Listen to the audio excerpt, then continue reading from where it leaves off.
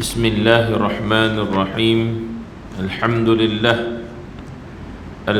لله نحمده ونستعينه ونستهديه ونستغفره ونسترشده ونعوذ بالله من شرور أنفسنا ومن سيئات أعمالنا.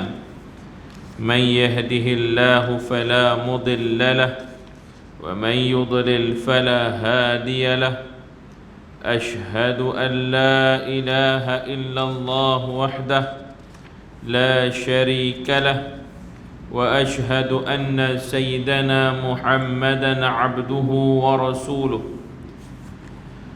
اللهم صل وسلم وبارك على سيدنا محمد طب القلوب ودوائها وعافية الأبدان وشفائها ونور الأبصار وضيائها وعلى آله وصحبه ومن سار على دربه وعلينا وفيهم ومعهم برحمتك يا أرحم الراحمين. أما بعد، قال الله تعالى في كتابه الكريم بعد أعوذ بالله من الشيطان الرجيم بسم الله الرحمن الرحيم. عبس وتولى أن جاءه الأعمى وما يدريك لعله يذكى أو يذكر فتنفعه الذكرى. أما من استغنى فأنت له تصدى وما عليك ألا يذكى. وأما من جاءك يسعى وهو يخشى فأنت عنه تلهى. صدق الله العظيم. إلى آخر الآية. Alhamdulillah thumma alhamdulillah. Bersyukur kita kepada Allah Subhanahu wa taala dengan kurniaannya, limpahan rahmatnya, taufiknya serta hidayahnya yang memberikan kepada kita kesempatan, ruang dan juga peluang sehinggalah menjelmanya bulan Zulhijjah dan telah sampai di pertengahan bulan Zulhijjah dan menghampiri memasuki 10 Zulhijjah dalam tempoh 2 hari lagi. Moga-moga tuan-tuan kita adalah orang yang sentiasa alert, sentiasa memberikan perhatian kepada hari-hari kebesaran Islam, hari-hari keistimewaan Islam, hari-hari yang Allah berikan kepada dia keistimewaan yang perlu diambil peluang oleh orang-orang soleh, orang-orang yang beriman lagi bertakwa kepada Allah.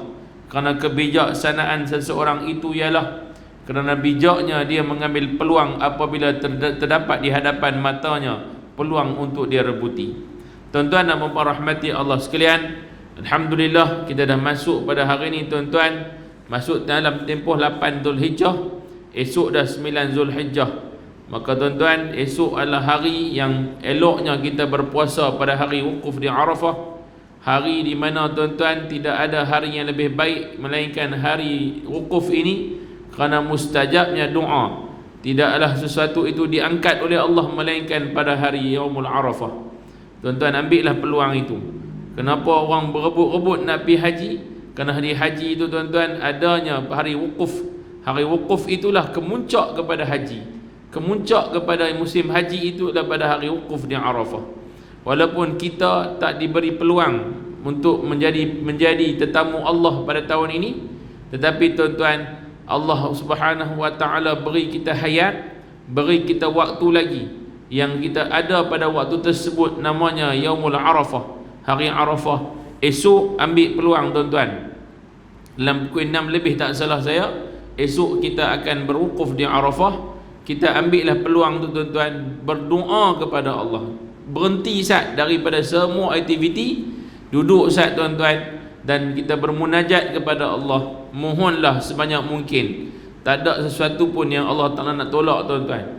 Siapa yang ada penyakit, hari itulah hari dia. Sesiapa yang ada hutang, hari itulah hari dia. Sesiapa yang ada masalah kegusaran, kebimbangan, kerisauan, hari itulah hari dia. Sesiapa yang ada masalah kekeluargaan, hari itulah hari permohonannya.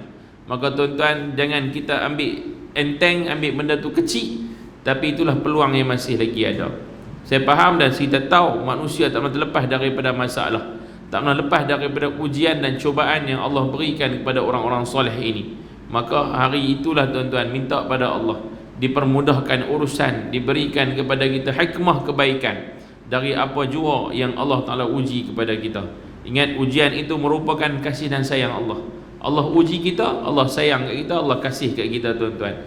Ada orang dia tak ada masalah, dia tak ada masalah berkaitan dengan keuangan. Dia ni orang ada duit, tapi dia ada masalah penyakit. Sampai dia kata, lebih baik tak ada duit, tak apa, jadi aku sihat. Orang yang ada orang dia sihat tapi dia tak ada duit, Allah uji dia dengan keuangan, dia uji dengan harta yang tak ada, harta kekurangan harta. Allah bagi ujian itu. Allah ujikan dia dengan hutang yang banyak tapi dia sihat. Tuan-tuan, Allah uji lagu tu. Maka kita ambil tuan-tuan, itu kasih sayang Allah. Allah bagi seimbang. Jangan tengok orang tu jealous kerana dia kaya, tapi tuan-tuan tengoklah diri kita, kerana lihatlah kesyukuran nikmat atas kurniaan Allah. Syukur nikmat Allah, apa yang Allah bagi kita. Sebutkan fadhkuru ni'mati allati an'amtu alaikum, sebagaimana Allah sebutkan kepada golongan Bani Israel satu masa dulu. Allah kata apa? Ya Bani Israel adhkuru ni'mati allati an'amtu alaikum. Wahai Bani Israel, sebutkan kepada aku nikmat-nikmat yang telah aku berikan kepada kamu semua. Sebutkan. Tuan-tuan, Allah suruh sebutkan apa nikmat-nikmat tersebut. Kalau kita hitung dengan jari kita tak lepas tuan-tuan, tak lepas. Banyaknya apa yang Allah beri kat kita tuan-tuan, terlalu banyak, terlalu manfaat, terlalu besarnya nikmat yang Allah beri. Dengan satu ujian manusia terlupa akan nikmat yang berjuta ini. Tuan-tuan dan puan rahmati Allah sekalian, jadilah orang yang bersyukur dan pandai menilai nikmat daripada golongan kufur yang hanya pandai menilai dugaan tanpa menilai akan nikmat yang Allah kurniakan kepada dia. Tuan-tuan dan puan rahmati Allah sekalian, insya-Allah kita akan masuk pada malam ini surah yang baru, surah Abasa. Surah Abasa ni tuan-tuan, Abasa ni artinya apa? Abasa artinya ialah bermasam muka.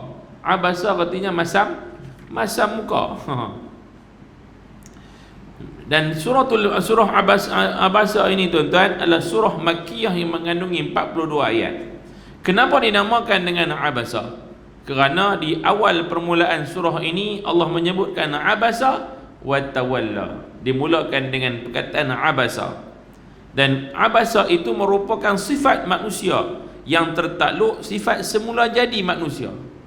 Semua orang ada perangai Abasa, semua orang ada memek muka Abasa, semua orang ada sifat Abasa. Dan tuan-tuan, kadang-kadang terpaksa akur kepada unsur kelemahan ini. Manusia itu ketika menghadapi satu tugas yang sedia terbeban, bila mana dihadapkan pula dengan perkara lain yang lain, ia akan lupa terhadap tanggungjawab yang lepas. Dia akan lupa bila dia terbeban dengan bebanan yang banyak. Allah Subhanahu wa taala telah memberikan teguran yang baik kepada Nabi kita Muhammad SAW. Abasa inilah tuan-tuan, Allah tegur Nabi kita sallallahu alaihi wasallam apabila baginda tersilap. Bukan kata silap Nabi salah, Nabi berdosa, tak. Tersilap Nabi berpaling muka daripada seorang sahabat yang bernama Abdullah bin Ummu Makhtum, seorang yang buta. Ni hebatnya Abdullah bin Ummu Makhtum ni tuan-tuan, dia antara muazzin Nabi kita SAW. Muazzin, tukang azan. Dia ni muazzin. Bilal adalah muazzin nombor 1. Kita hari ni tuan-tuan tengok betapa besarnya nikmat Allah, betapa besarnya kurniaan Allah kepada Bilal bin Rabah. Allah beri kepada dia tuan-tuan sesuatu yang bernilai besar untuk Bilal. Bilal orang yang tak pernah tengok dia, orang hina dia pada waktu ketika mana satu masa dia ketika mana melihat kulit dia. Orang tengok kulit, orang tengok kedudukan, orang tengok Bilal ini status dia, orang pandang hina. Tetapi sampai ke hari ini tuan-tuan, nama Bilal bin Rabah itu disebut-sebut di sebelah Nusantara ni, sebelah Nusantara ke Melayu, Nusantara Melayu ni, orang tak menyebut muazzin. Jarang dengar jawatan muazzin. Selalu kita kata apa? Jawatan apa? Bilal. Kita tak pernah kata tukang azan. Kita akan kata Bilal. Jawatan dia Bilal. Abang jadi apa kat masjid? Jadi Bilal. Sedangkan Bilal itu nama orang. Nama Bilal bin Rabah, Sayyidina Bilal bin Rabah. Allah angkat nama Bilal sampai habis hayat dia, sampai dah Bilal ada jenazah Bilal berada di mana? Di mana maqam Bilal bin Rabah? Maqam Bilal bin Rabah di Syria, di Homs, Syria. Nama Homs, ataupun dalam bahasa Arab dia panggil Homus, Syria. Tempat pengeboman, tempat orang duk perang lah ni, itu ada tempat di mana bersemadinya susuk tubuh Bilal bin Rabah radhiyallahu anhu. Tuan-tuan, sampai ke hari ni orang sebut nama Bilal. Muazzin nombor 1 adalah Bilal bin Rabah. Muazzin nombor 2 adalah Abdullah bin Ummu Maktum. Tapi Abdullah bin Ummu Maktum ni tuan-tuan, orang dia buta, dia tak nampak. Cerita dalam surah Abasa, khusus Allah turunkan kepada teguran kepada Nabi kita sallallahu alaihi wasallam kerana reaksi Nabi kepada Abdullah bin Ummu Maktum. Ui, hebatnya Abdullah ini. Sampaikan Allah turunkan ayat ini, suruh Nabi buat sesuatu kepada Abdullah bin Ummu Maktum. Baik. Sebenarnya teguran tersebut bukanlah menjatuhkan martabat Rasulullah, tapi untuk mengangkat lagi kedudukan Nabi dan kemuliaan Nabi kita sallallahu alaihi wasallam. Nak menunjukkan Rasulullah ni kalau berlaku apa-apa yang hampir-hampir nak silap, pastinya Allah akan memperbetulkan segera. Bukan macam kita tuan-tuan, kita terpesong dah jauh, Allah Ta'ala akan tengok kita tuan-tuan dan diberi hidayah di hujung-hujung tu Allah Ta'ala bagi kita hidayah. Nabi directly, tepat waktu dia, terus tegak, tak ada apa. Tu yang kata Nabi la yantiqu anil hawa, Nabi tak bercakap, ma yantiqu anil hawa, Nabi tak bercakap dengan hawa nafsu dia, melainkan apa yang diwahyukan kepada Nabi kita sallallahu alaihi wasallam. Ada ulama, ada orang mempertikaikan, bukan ulama, ada orang mempertikaikan, bertanya, kan dia mempertikaikan sangatlah, saya bagi istilah dia bertanya lah tentang dalam kitab-kitab surah ada beberapa persoalan, terutamanya ketika Nabi membuat ijtihad. Nabi buat ijtihad, buat satu keputusan untuk membuka syura, bermesyuarat dengan para sahabat. Tuan-tuan, kan Nabi kan syura bainahum, ada ayat Quran kan, syura bainahum, buat mesyuarat antara kamu ni antara mereka ni, buat bermesyuarat. Macam kita lah nak korban ni, mesyuarat nak korban, berapa kali mesyuarat? Awal dah mesyuarat dah, tengah mesyuarat lagi, ni ujung nak mesyuarat ni, ada lagi. Saya pun malam ni lagi tuan-tuan nak pergi satu tempat di surau, lepas surau nak pergi balik ke masjid, cerita korban juga. Saya baru sampai Berjitra, baru sampai ni sampai ni terus main sini. Jadi dah berapa hari tak ada kat Penang, kena selesai hari ni. Tu tuan-tuan dan puan rahmati Allah sekalian, Nabi bermesyuarat. Adakah dengan mesyuarat Nabi itu Nabi tidak berijtihad, Nabi tidak mengikut wahyu? Contoh kita ambil dalam peristiwa peperangan Khandaq, perang Ahzab. Esok nak takbir raya. Takbir raya mula pukul berapa esok? Subuh esok boleh dah takbir, dia panggil takbir mursal. Esok pagi dia panggil takbir mursal, boleh takbir dah esok pagi subuh. Tuan-tuan, takbir, dalam takbir tu akan ada apa? Wa hazamal ahzaba wahda. Ahzab, tentera Ahzab, pasal perang Ahzab ataupun perang Khandaq. Dalam peperangan Ahzab ataupun Khandaq ini, siapa yang berijtihad, siapa punya cadangan untuk buat parit tu? Salman Al-Farisi. Salman yang bagi cadangan. Bila Salman bagi cadangan, adakah Nabi mengambil pandangan Salman dengan menolak tepi kepada wahyu Allah? Nampak tak? Sebab tadi kita kata Nabi ni akan tidak bercakap melainkan dengan wahyu. Nampak tak tuan? Ya, dengan wahyu Allah, Allah suruh bermesyuarat. Dan terima pandangan para sahabat supaya menjadi contoh kepada hari ini bahawa sesuatu organisasi mesti ada collective decision. Kena ada keputusan bersama, dipersetujui bersama, persetujuan bersama, dan pemimpin memastikan keputusan itu akan terlaksana di peringkat atas sampai ke bawah. Itu tugas pemimpin. Bila para sahabat dengar Salman kata Khandaq ini, para sahabat kata okey, Nabi kata apa? Baik, kalau begitu kita setuju tak dengan pandangan Salman? Setuju, kita buat parit. Nabi as a leader, sebagai pemimpin, Nabi turun ke bawah, jom kita buat. Nabi sama-sama buat dengan para sahabat, tunjuk cara nak buat lagu mana parit ni. Ini yang kata pemimpin melaksanakan keputusan tadi itu. Dia takkan buat seorang-seorang dia. Dia tak buat seorang-seorang keputusan, lepas tu dia arah semua orang boleh buat, semua orang nak merongot. Tak ada. Dia tak merongot. Sebab semua buat keputusan bersama.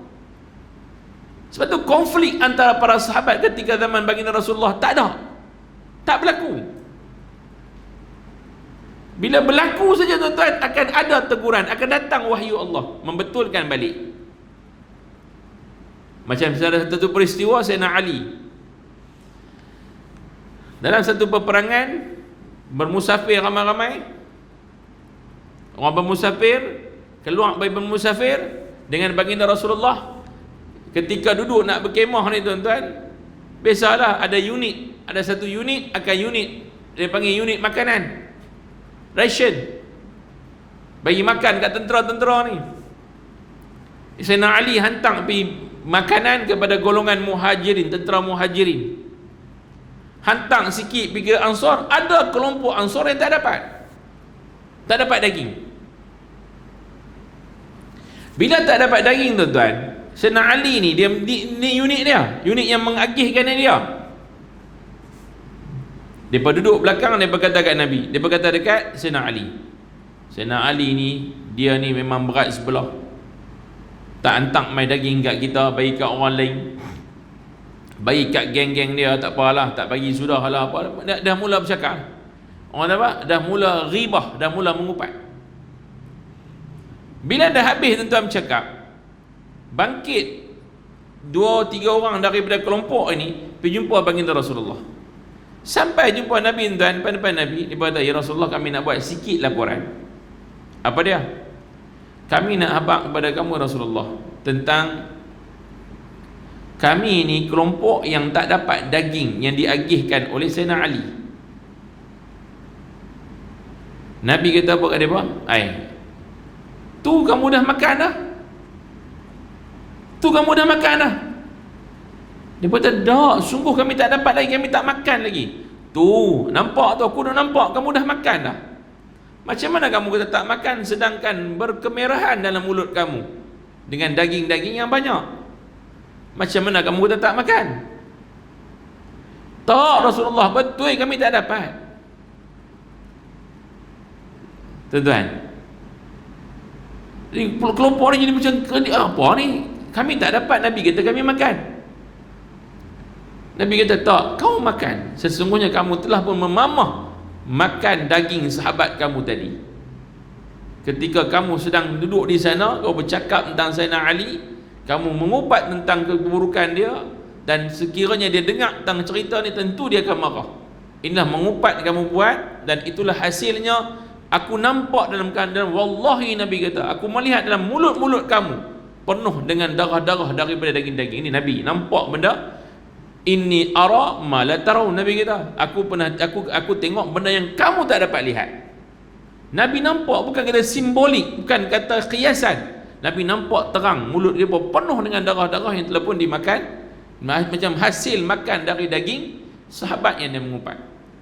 Tuan-tuan dan puan rahmati Allah sekalian, nampak tak? Bila Nabi itu ada konflik antara para sahabat, terus berubah. Nabi habaq terus. Bila habaq terus tuan-tuan, terus 2-3 orang sahabat ni pergi jumpa Sayyidina Ali minta maaf terus. minta maaf tu settle tu Kita sebab tak nampak, tak ada orang tegur. Tu duk mamah makan tu kenyang daging tu belum korban kenyang dulu.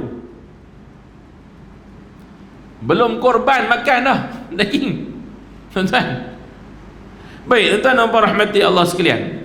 Ni nak buka mukadimah untuk surah Abasa. Baik. Nabi tengok tuan-tuan, apakah asbabun nuzul, sebab turun surah ini. Baru nak tengok apa sebab-sebab turun. Surah ini diturunkan mengenai seorang sahabat Nabi yang bernama Abdullah bin Maktum, anak saudara Khadijah binti Khuwailid. Abdullah bin Maktum ni anak saudara Khadijah. Maknanya dia hubungan dengan Nabi sebagai apa? Kalau Abdullah bin Maktum ni anak saudara Khadijah binti Khuwailid, isteri Nabi, apa hubungan dia dengan Nabi? Anak saudara, pakcik kira pak menakan dengan mamu dia. Bini yang dia panggil mamu kira dengan pak long dia lah, adik-beradik dia.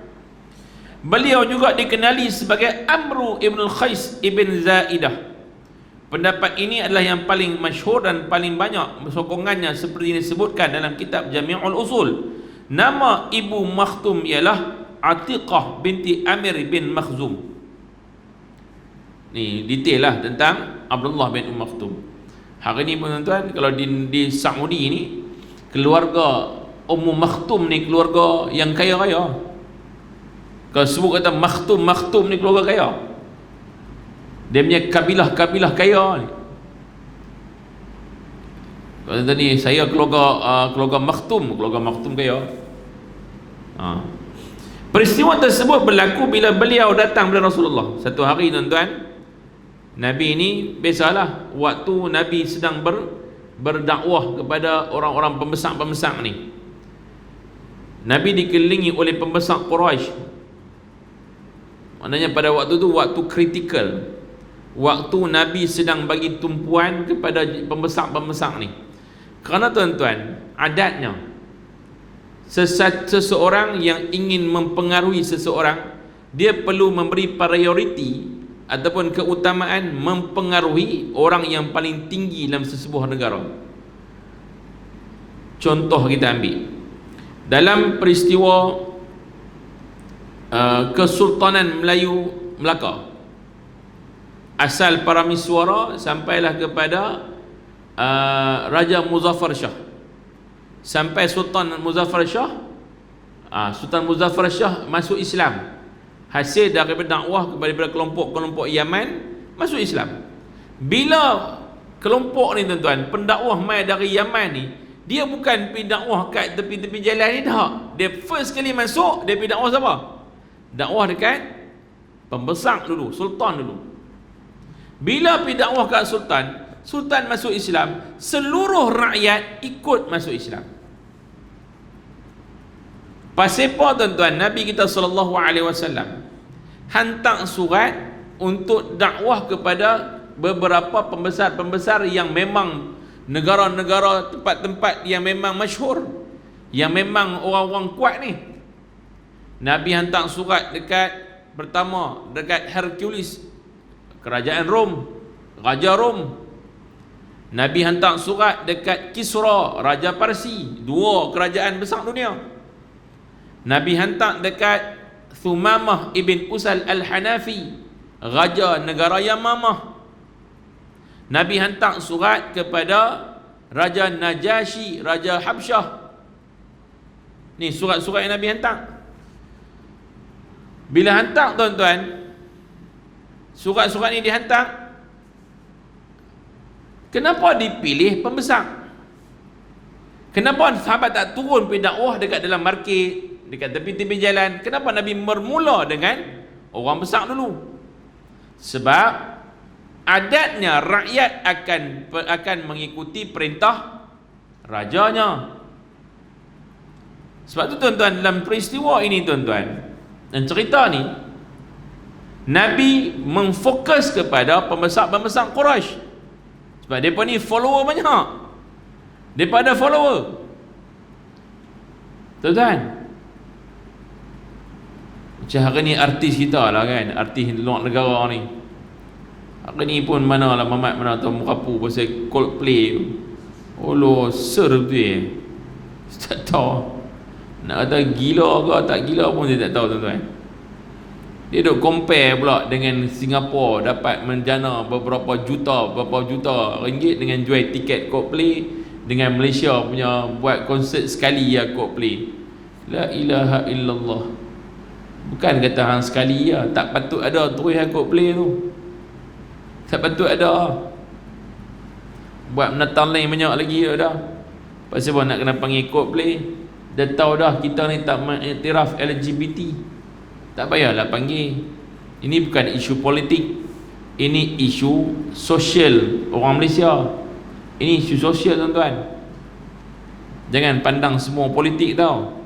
Dia ada isu sosial yang kita kena bagi penegasan. Tak boleh buat, jangan buat. Kerana dia punya pengaruh itu besar. Buat masuk mai satu kumpulan. Sebab Coldplay ni dia ada follower dia sangat banyak. Bila seseorang itu follow mana-mana orang yang dia suka, orang tu akan ikut apa yang orang tu suka. Coldplay ni dia suka apa? Dia menyatakan tentang LGBT, dia gay. Jadi orang yang follow dia akan akur apa dia ni kata semua betul. Dia kata gay itu bagus, bagus. Dia pun kata bagus. Akan ada ramai orang kat jadi gay. Pasal tu kita tak bagi orang ni masuk. Masuk geng Korea, penyanyi Korea, kumpulan Korea masuk mai. Pasal apa kita larang? Pasal apa kita tak bagi? Pasal apa kita lawan tak nak bagi? Dah, ini adalah bagus untuk ekonomi negara. Banyak berlambak lagi yang boleh buat lah untuk ekonomi negara. Bukan benda tu. Sebab tu penganjur tuan-tuan kena jadi orang Islam yang sempurna akal lah. Tak perlulah, tak perlu. Banyak benda kita boleh menjana ekonomi, bukan hanya dengan hiburan. Hiburan yang merosakkan ekonomi masuk, tapi hiburan kita tak. Hiburan ada, ekonomi masuk, tapi masyarakat rosak. Dah tengok nak implikasi impak dia apa? Impak dia ada tuan-tuan. Nak tengok tuan-tuan, kita buat apa-apa program ni, kita nak buat program korban kan, nak buat program apa, tengok impak dia apa. Kita buat keluar duit banyak ni, dapat banyak ni, dan impak dia apa. Kalau impak bagi orang Islam ni untuk masjid, dia punya impak dia ialah membangunkan masyarakat, membangunkan ummah. Itu kita punya impak. Tuan-tuan nak buat program apa pun nak tengok impak dia. Kalau ada pembangunan ummah, silakan. Tuan-tuan buat hari ni, kita buat kuliah. Kita buat kuliah. Untuk apa kuliah? Apa impak dia? Impak dia adalah masyarakat akan jadi orang yang berilmu. Orang yang tidak hanya beribadah semata-mata membuta tuli, tapi ibadah dia berkualiti. Dia beribadah dengan itu, kita panggil pembangunan ummah. Ada impak. Sama dengan sosial. Nak buat apa-apa, biar tengok impak dia tu. Ada tak pembangunan kepada pembangunan insani? Pembangunan insan ada tak? Kalau tak ada, meruntuhkan insan, tak perlu buat. Tak perlu buat. Tuan-tuan, saya komen bukan pasal politik, tapi saya komen dari sosial masyarakat. Macam mana masyarakat perlu wujud, perlu ada. Baik tuan-tuan, sambung.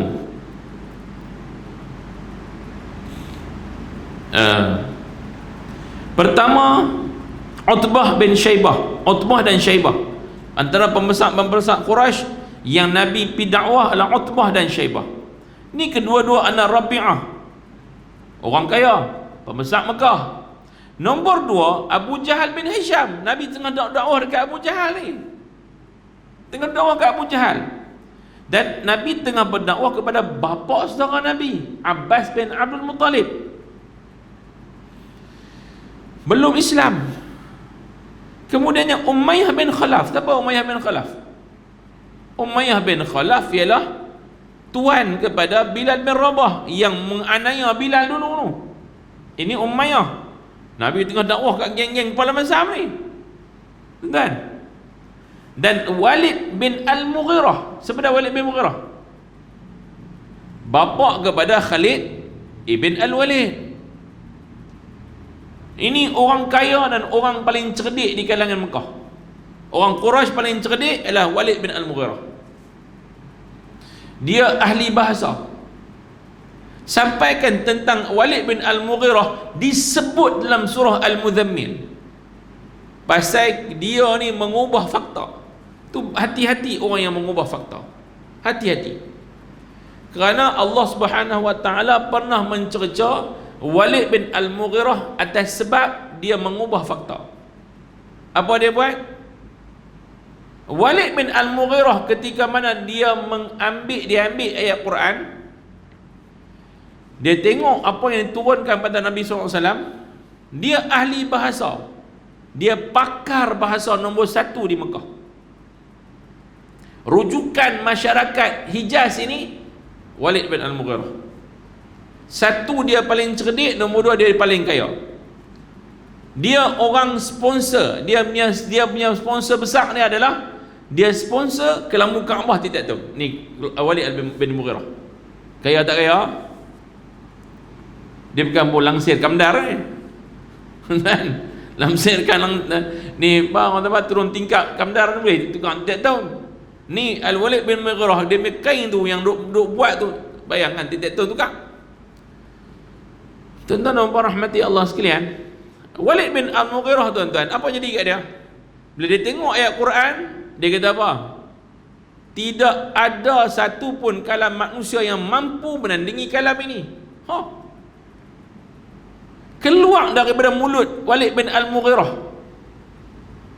Padahal dia pembesar Mekah. Dia lawan Nabi gila-gila punya. Dia lawan Nabi ada 2 sebab. Satu, dia kata sepatutnya Nabi itu aku lah. Sebab I have a full package. Aku ada full package. Nak cari cerdik, aku. Nak cari kaya, aku. Nak cari anak ramai, aku. Nak cari anak ramai dan menjadi semua, aku. Anak dah semua jadi tuan. Semua panglima perang. Dan anak dah semua lelaki. Oh ya, orang Arab Mekah tuan-tuan, kalau anak lelaki semua ni kira dia angkat dada jalan-jalan biru tuan-tuan. Jadi ayam bapak jalan dia dada lagu tu sebab dia bangga. Dia kata patutnya akulah Nabi. Nombor 2 dia kata apa? Dia kata Muhammad tu ada apa kat dia? Anak yatim, keluarga susah. Ummi pula tu tak reti baca menulis. 2 sebab. Tapi akhirnya Walid bin Mughirah bila turun ayat Quran kat Rasulullah, dia kata apa? Tak ada manusia boleh buat. Diakur dengan ilmu. Dia ada ilmu, diakur dengan ilmu dia. Sebab itu fakta. Bila tuan-tuan dia tengok lagu tu, mai geng-geng labu-labi ada geng ni, dengar Walid kata lagu tu, terus mai keliling dengan Walid. Hang tahu tak, hang tu figura orang-orang Mekah. Follower yang ramai tau dalam TikTok, dalam Facebook pun ramai, dalam TikTok pun ramai, follower ramai lah.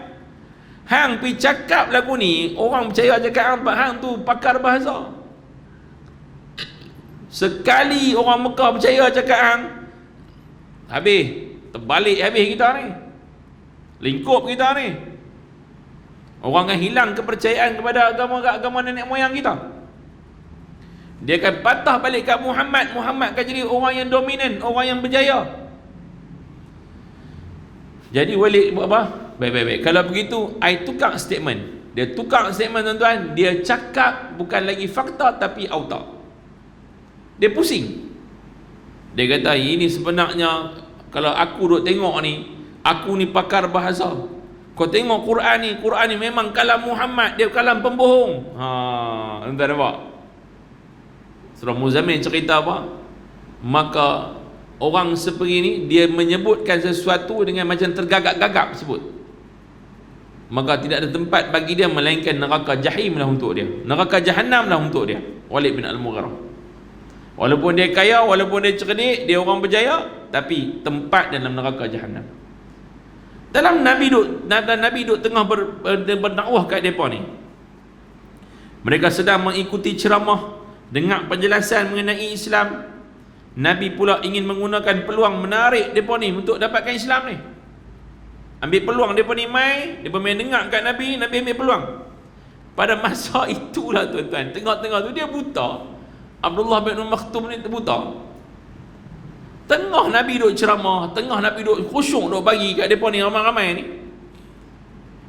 Mai Abdullah bin Maktum minta Nabi membaca dan menyampaikan kepadanya ajaran Islam.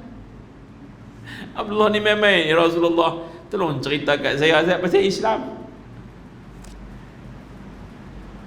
Tuan-tuan, masa tu Abdullah bin Maktum ni tak masuk Islam lagi.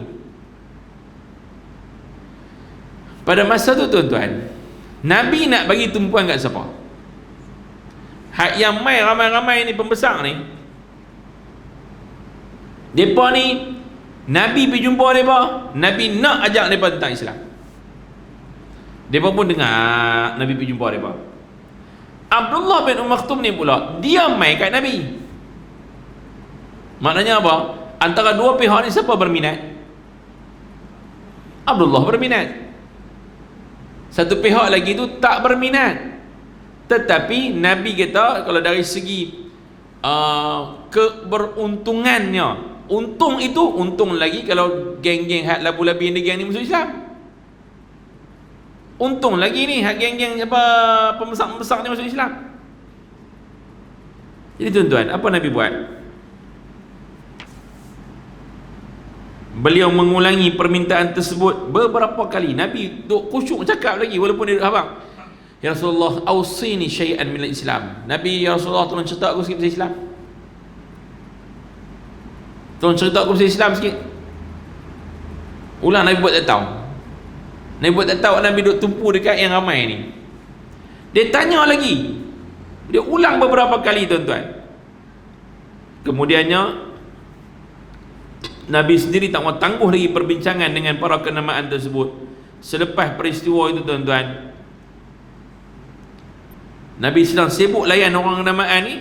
Nabi bila duk banyak kali duk interrupt dia duk cakap, akhirnya Nabi ni tuan-tuan, muka Nabi ni bukan Nabi buat begini. Hang ni dah Nabi bukan, Nabi semuanya tak selesa dengan Abdullah bin Maktum. Nabi buat tak tahu kat dia. Nabi buat tak tahu kat dia. Bukan kata Nabi pergi cerca dia, hang ni kacau orang, dah tak. Nabi tak. Nabi hanya berpaling daripada Abdullah bin Maktum. Nabi berpaling daripada dia. Oleh kerana Nabi berpaling tuan-tuan, sedangkan Nabi berpaling, selepas dan kemudian turunlah ayat tersebut, abasa wa tawalla an ja'ahul a'ma. Maksud dia apa? Wahai Muhammad, dia Muhammad abasa wa tawalla, bermasam muka, wa tawalla, dan berpaling. Nabi macam ni, macam itulah lebih kurangnya, macam tak apa seronok. Dan Nabi tak tengok wajah Nabi, tapi berpaling daripada melihat wajah Abdullah bin Maktum. Nabi duk tumpu kat depa ni. Anja'ahul a'ma, telah datang kepada dia seorang buta kepada Nabi ni. Anja'ahul a'ma wa ma yudrika la'allahu yadhakka, tahukah kamu barangkali dia ingin membersihkan dirinya daripada dosa. Nabi, Allah Ta'ala katakan Nabi, boleh jadi dia mai tu nak bersihkan diri dia daripada dosa. Wa ma yudhakkaru fatanfa'uhu dzikra, ataupun dia ingin mendapatkan pengajaran, lalu pengajaran itu memberi manfaat kepadanya. Nabi kita, Allah Ta'ala sebutkan Rasulullah SAW. Tuan-tuan, selepas peristiwa turun ayat ini, Nabi sentiasa memberi layanan baik jika melihat beliau datang dengan menyebutkan ucapan marhaban, marhaban, wahai saudaraku, selamat datang wahai saudaraku yang telah menyebabkan aku ditegur oleh Allah. Setiap kali Allah Maktum Nabi kata marhaban, marhaban, wahai selamat datang wahai sahabat aku yang telah kerana kamu Allah tegur aku. Nabi terkesan dengan ayat ini. Pasal kamu Allah tegur aku, tuan-tuan. Dan sejak daripada hari itulah tuan-tuan, Nabi melihat Abdullah bin Maktum ni dengan pandangan yang memuliakannya. Nabi tak berpaling lagi daripada dia. Jumpa dia sini, Nabi kata marhaban, marhaban. Nabi kata selamat, selamat datang kat dia. Nabi meraihkan Abdullah bin Maktum. Lalu tuan-tuan, Nabi kata apa lagi kat dia? Adakah apa-apa perkara yang memerlukan pertolongan aku? Dan akhirnya Rasulullah melantik Abdullah bin Maktum yang buta ini sebagai gubernur di Madinah sebanyak 2 kali, bersempena dengan 2 peperangan yang disertai oleh baginda. Tu dia tuan. Jadi gubernur tu bukan pasal kerana ditegur, tapi kelayakan kepada Abdullah bin Maktum, kemuliaan yang Allah beri dekat dia. Sebab catatan Abasa ini ila yaumil qiyamah, sampai kiamat tercatat tentang peristiwa Abdullah bin Maktum dalam Quran. What do you feel? Apa kita akan rasa kalau sekiranya dalam ayat Quran itu ada cerita pasal kita tentang kebaikan tentang kita? Apa tuan rasa? Kalau kata dalam Quran tu ada. Jangan kata Quran lah, paper sudah. Masuk dalam paper tentang tuan-tuan, dalam paper pasal kebaikan yang tuan-tuan buat. Seorang lelaki daripada kampung Binjai telah pun mendermakan, telah membuat korban tahun ini unta yang paling besar sekali. Unta tengok muka depan sinar harian. Tuan-tuan, jenuh kerat bulan frame. Kerat bulan frame tuan-tuan, dah bulan frame tu. Ni lah paper ni tahun 2023. Saya lah bagi. Dia akan rasa macam diri dia tu dimuliakan oleh orang kerana paper masuk. Tuan-tuan, jangan kata paper. Ada sahabat kawan kita manakah sebut pasal kita dalam Facebook, tag nama kita. Terima kasih kepada kawan ni yang telah membelanjakan tom yam tadi tu. Terima kasih banyak-banyak. Tuan-tuan, belanja tom yam pun nama tag kita bawah tu. Tak ada apa-apa, sikit je. Tuan-tuan, dia share hak kawan tu punya, nak menunjukkan apa? Aku seronok orang ni sebut nama aku. Abdullah bin Maktum, cerita pasal dia tercatat ila yaumil qiyamah, sampai kiamat tuan-tuan. Tak seronok kawan ni? Seronoklah. Sebab itu Nabi kata apa? Marhaban, selamat datang wahai sahabat aku yang kerana kamu, kerana kamu aku ditegur oleh Allah pasal aku berpaling daripada kamu.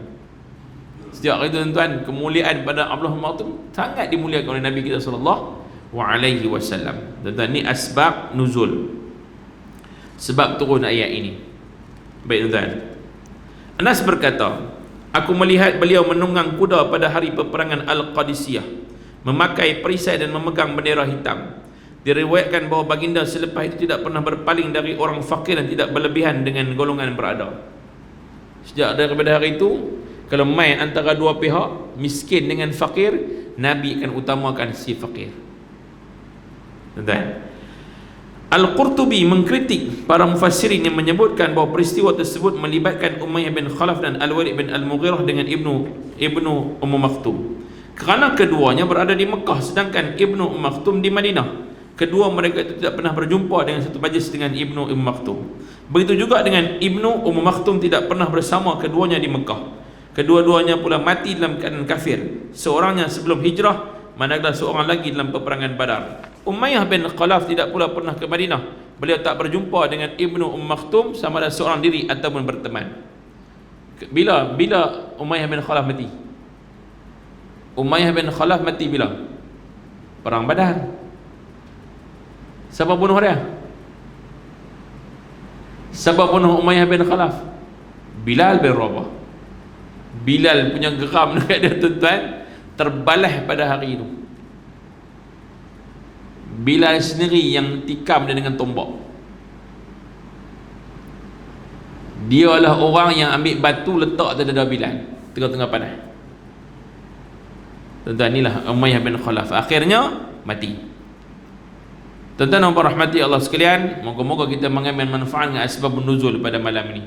InsyaAllah tuan-tuan, kita akan masuk surah Abasa ini dengan lebih lanjut nanti pada bulan mendatang nanti insyaAllah. Tak ada apa dah, bulan depan saya tak ada apa dah. Saya telah bebas, saya telah berada di Pulau Pinang selama 3 bulan. Bulan 10 pula baru masuk balik ke Jitra. Di 3 bulan ni kuliah semua on seperti biasa, InsyaAllah tuan-tuan. Bulan 7, 8 dan 9 on macam biasa tuan-tuan ya.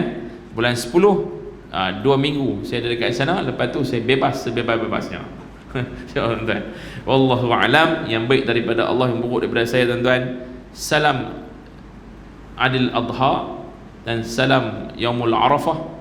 InsyaAllah tuan-tuan, esok kita puasa ramai-ramai. Okey, kita puasa ramai-ramai. Kita buat macam hari puasa Ramadan tu, kita buat ramai-ramai, kita bagi meriah. Kerana syiar itu tuan-tuan perlu kepada ihtifal. Syiar Islam ada 3. Tuan-tuan kena buat tau ni. Syiar Islam ada 3. Ulama bahagi syiar, kalau syiar kena buat 3 benda. Satu dia panggil ihtifal. Ihtifal mesti kena war-warkan, kena bagi nampak korban, kena bagi nampak kita sembelih korban. Siapa-siapa raya duduk dalam rumah tak main keluar tengok binatang korban, dia bukan raya, dia tak raya. Habis-habis semayang terus balik rumah buat lihat tengok TV, yang tu bukan jantan, itu potong buang. Kalau jantan dia kena keluar pergi duduk dekat tempat korban, kena darah ataupun tangan dia, mesti kena daging apa dia kena, mesti kena buat. Dia kena turun mai. Dia kena turun mai. Saya kerah habis tuan-tuan. Tahun ni kita siapa jantan turun. Yang bukan jantan duduk di rumah. Habis tuan. Tahun lepas buat lagu tu, bakat habis semua mai duduk tu berkerumun habis sebab seriau. Takut tak kena kata jantan. Tak mau kata lelaki, kata jantan. Sebab anak jantan ni lagi nampak keng sikit. Pertama syiar, kena tunjuk. Kau takkan ambil korban, pitak dalam bilik, sembelih seorang-seorang, tu bukan syiar. Itu bukan ihtifal. Ihtifal artinya perayaan. Sambut. Esok Yaumul Arafah, sambut. Puasa ramai-ramai, buka ramai-ramai, bagi nampak syiar tu. Yang keduanya dia panggil iltizam. Iltizam ni apa? Sungguh-sungguh. Buat sungguh-sungguh. Kalau dah mula pegang pisau, duk sembelih, duk lapah sampai habis, sampai bersih. Ni buat sekerat tinggal, aku balik elok, kiamat sambung, apa pula? Sungguh-sungguh. Pakai t-shirt duk tepi-tepi, duk isap ogok dun, tak ada cerita. Tuan-tuan, yang ketiga adalah itmam. Itmam artinya sempurna. Pastikan semua hukum diambil kira ketika mana mula membeli, memesan, menempah, sampailah kepada menyembelih, sampai membahagikan, sampailah membersihkan. Jangan bagi sampai tahap kita buat korban, orang keliling kita pula tuan-tuan bermasalah. Kita kena pastikan itmam, sempurna habis. Sempurna habis. Jangan buat sekerat jalan, bagi sempurna. InsyaAllah tuan-tuan, 3 benda kena buat untuk syiar Islam. Wallahu alam. Kita jumpa lagi tuan-tuan bulan depan. Moga-moga Allah rahmati kita, Allah berikan keberkatan atas pertemuan kita. Wa aqulu qawli hadza wa astaghfirullahal azim li wa lakum. Wassalamu alaikum warahmatullahi wabarakatuh.